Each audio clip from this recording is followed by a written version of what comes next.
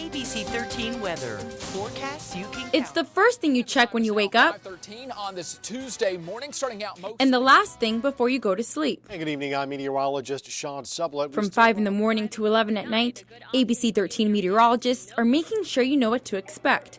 But there's a lot more that goes on behind the cameras. colder weather moves in tonight and into tomorrow. Meet Chief Meteorologist Sublette, GMV meteorologist Matt Ferguson, Trying to look good. and weekend meteorologist Lyndsay Tapases. Penn State. Woo!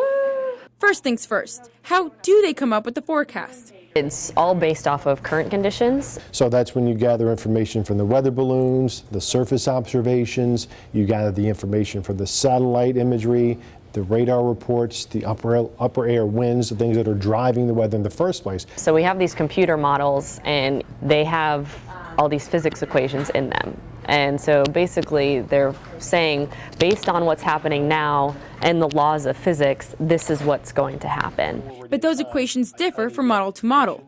So our weather experts use their experience and bounce ideas off each other to predict what will happen. Looking at the geography, mountains, lakes, rivers, those kinds of things. And take all that information and put it together and try to come up with the most accurate forecast we can. Next, they create all the graphics for the newscasts. And most of that happens in front of the famous green screen. Okay, so behind me I've got just the blank green screen. It's also called the chroma key or the weather wall. Best chance to pick up a dusting of snow. A computer projects weather maps and graphics onto the backdrop or anything that's green. That's why we can't wear anything green. I can't wear a green tie because the weather map would be on top of me. But you have 3 good points of reference. 2 TVs on either side, and then we have 1 TV in the front.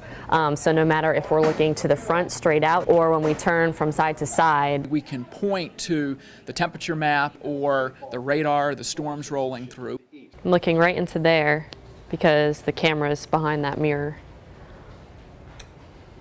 No teleprompter. But it is cool, like high up. Everything that we say is off the top of our heads. Looking nice, mostly the partly sunny skies. Because we prepare the forecast, we prepare all the graphics, so we're kind of telling the story with the graphics as an assistant to that. However, we do write up closed captioning for the folks at home, so if there is any warnings, that will all be at the bottom of your screen. Some other fun facts. I'm wearing the tennis shoes when I'm on TV, and that's because GMV, that's 2 hours long.